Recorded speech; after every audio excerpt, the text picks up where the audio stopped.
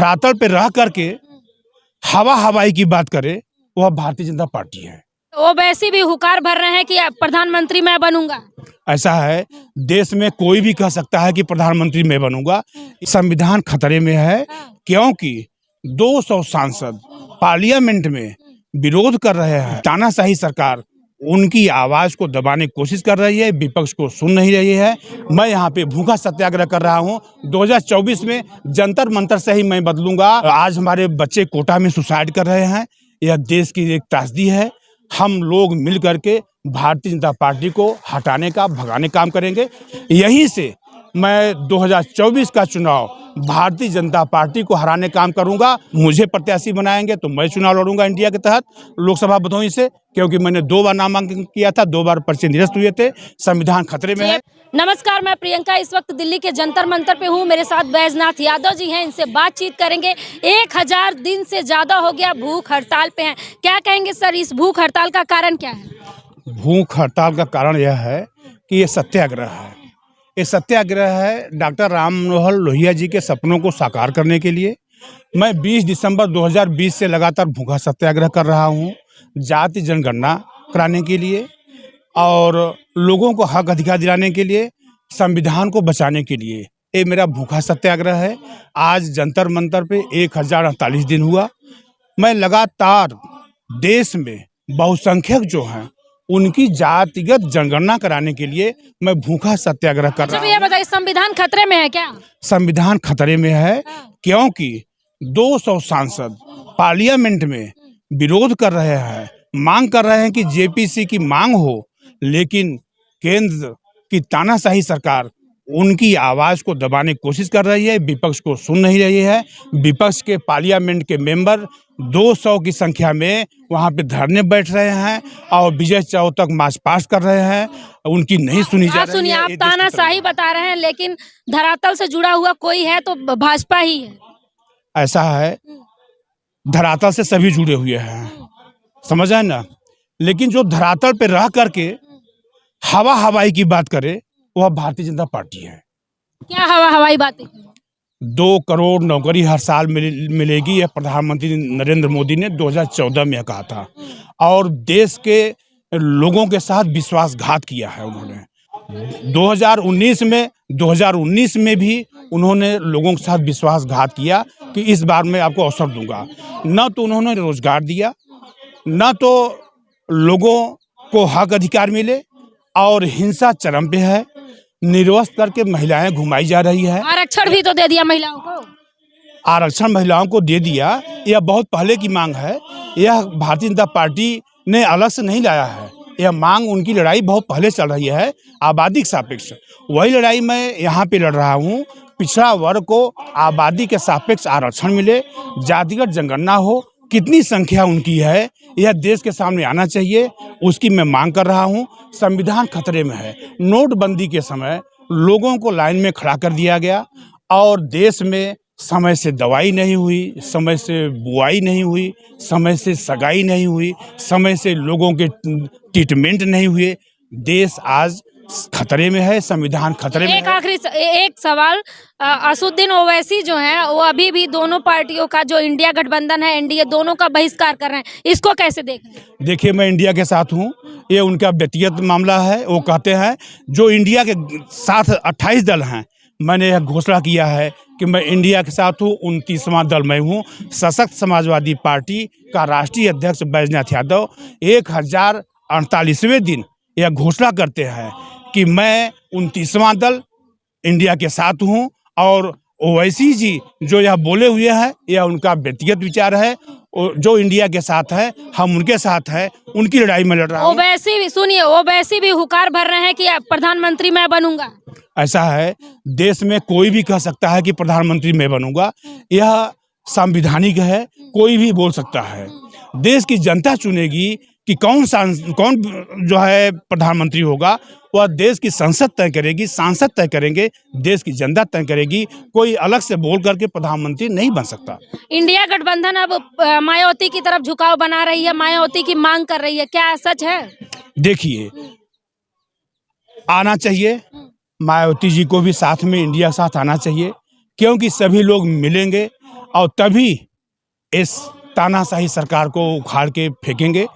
आज जो लोगों के हक अधिकार असुरक्षित हैं, लोगों को रोजगार नहीं, शिक्षण संस्थाएं बर्बाद की जा रही हैं, हिंसा चरम पे है, जगह जगह दंगे हो रहे हैं। इसलिए मैं कह रहा हूँ, अच्छा ये बताइए, इसके पहले दंगा नहीं हुआ था क्या? कांग्रेस के राज में दंगा नहीं हुआ था क्या? क्या कांग्रेस के शासनकाल में दंगा हुआ? क्या निर्वस्त्र करके महिलाएं घुमाई गई थी? क्या निर्वस्त्र करके महिलाएं किसके कार्यकाल में घुमाई गई? इतिहास गवाह है, किसी भी काल में हमारे देश में निर्वस्त्र करके महिलाएं नहीं घुमाई गई।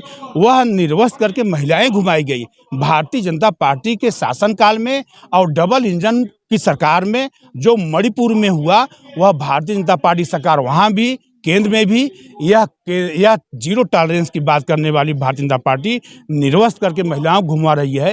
हिंसा चरम पे है, बम ब्लास्ट हो रहे हैं और रेल हादसे होते चले जा रहे हैं, लोग मारे जा रहे हैं। जो भी एक्ट पास किए गए उसके अंदर लोग मारे गए। ये तानाशाही रवैयापूर्ण हमारे देश में नहीं चलेगा। देश संवैधानिक है, संविधान के तहत चलेगा। हम संविधान को सुरक्षित रखेंगे। एक बार फिर से डबल इंजन की सरकार 24 में आ रही है।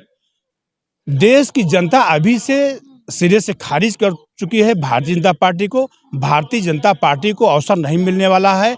लोगों के थाली से दाल गायब हो चुकी है, सब्जी गायब हो चुकी है, जीविकोपार्जन मुश्किल है, रोजगार कहीं पे नहीं है। आज हमारे बच्चे कोटा में सुसाइड कर रहे हैं। यह देश की एक त्रासदी है। हम लोग मिल करके भारतीय जनता पार्टी को हटाने का, भगाने का काम करेंगे। 2024 में इंडिया की सरकार बनाएंगे और संविधान बचेगा, देश बचेगा और लोगों को अपना अधिकार मिलेगा। कैसे भगाएंगे? प्रधानमंत्री ने लाल किले से घोषणा कर दी है, एक बार फिर से आ रहे हैं। इसका मतलब है कि चुनाव ना हो। अब जो आप कह रही हैं कि सुनिए, जनता का विश्वास है। मैं विश्वास कर रहा हूँ इंडिया आ रही है, और यहाँ से मैं आवाज लगा रहा हूँ कि इंडिया के लोग इंडिया को चुने, जिससे कि इंडिया की सरकार बने, संविधान बचे, देश बचे, लोगों के हक अधिकार बचे, शिक्षण संस्थान बचे। और यह जो है लड़ाई, यह ऐतिहासिक होगी, एक क्रांति है। 1048 दिन से मैं भूखा सत्याग्रह कर रहा हूँ। यह क्रांति है और क्रांति हमेशा परिवर्तन कर देती है, और यह क्रांति परिवर्तन करके रहेगी। यह उत्तर प्रदेश के जनपद भदोही से एक क्रांति चालू हुई है। ये जंतर मंतर पे आज है। यहीं से मैं 2024 का चुनाव भारतीय जनता पार्टी को हराने काम करूंगा और इंडिया को लाने काम करूंगा। इसी जंतर मंतर पे मैं रहूंगा। जब इंडिया जीत के आएगी मैं उसका स्वागत भी करूंगा इसी जंतर मंतर से। सुनिए, आपके इंडिया गठबंधन में अखिलेश यादव नाराज हैं। ऐसा है, कोई नाराज नहीं है। इंडिया गठबंधन लोकसभा के चुनाव को लेकर है। वहाँ पे सब एक हैं, वहाँ पे लड़ाई लड़ी जा रही है। विधानसभा के जो चुनाव हैं उनसे 2024 के लोकसभा के चुनाव से कोई मतलब नहीं है। इंडिया के सभी दल एक हैं और 29वां दल मैं हूँ। मैं समर्थन करता हूँ। इंडिया की का जो निर्णय होगा मुझे मान्य होगा। जो प्रत्याशी होगा इंडिया का उससे मैं समर्थन करूंगा। मुझे प्रत्याशी बनाएंगे तो मैं चुनाव लड़ूंगा इंडिया के तहत लोकसभा भदोही से, क्योंकि मैंने 2 बार नामांकन किया था, 2 बार पर्चे निरस्त हुए थे। संविधान खतरे में है। सुनिए, जेपी नड्डा लगातार बयानबाजी कर रहे हैं छत्तीसगढ़ से, मध्य प्रदेश से, कि भाजपा का विकास, कांग्रेस का विकास दूर दूर तक दिखाई नहीं दे रहा है। ऐसा है, जो आज वो बोल रहे हैं ना, वो कांग्रेस के किए हुए कार्यों के बाद जो आज वो बोल रहे हैं ना, वह कांग्रेस का जो यहाँ पे देश में जो उन्होंने शासन किया, जो लोगों का विश्वास था, जो लोगों ने उनको अवसर दिया, उसके तहत ही आज ये बने हुए हैं। लंबे समय तक सत्ता में रहे, कांग्रेस रही है, लोगों को विश्वास था। भारतीय जनता पार्टी को अब अवसर मिलने वाला नहीं है, क्योंकि यह जन विरोधी है, तानाशाही है और देश में संविधान खतरे में है। इस पार्टी को हटाने के लिए मैं यहाँ पे भूखा सत्याग्रह कर रहा हूँ। 2024 में जंतर मंतर से ही मैं बदलूंगा। और इंडिया आओ जंतर मंतर 26 नवंबर 2023 को संविधान बचाओ। 2024 में मैं सत्ता से भारतीय जनता पार्टी को दूर कर रहा हूं। यह देशवासियों से मैं जंतर मंतर से आह्वान करता हूं और सहयोग की जो अपेक्षा करता हूं वह अपने अधिकार को जाने और संविधान को बचाए। तो ये देख सकते हैं ओबीसी समाज के हैं और इनका कहना है कि एक बार फिर से इंडिया गठबंधन आ रही है, क्योंकि इनका कहना है कि 9-10 सालों का जो मोदी का कार्यकाल रहा है वो बेहद ही बेकार था। इनका कहना है, इनका निजी विचार है कि जो प्रधानमंत्री का कार्यकाल है वो ठीक नहीं था, उसमें रोजगार नहीं था, उसमें महंगाई है, उसमें भुखमरी है, भ्रष्टाचार है, वो तमाम मुद्दे हैं। लेकिन इनका कहना है कि जब इंडिया गठबंधन आएगी तो संविधान बचेगा। इस खबर पे आपकी क्या राय है हमें कमेंट बॉक्स में जरूर बताएं। धन्यवाद।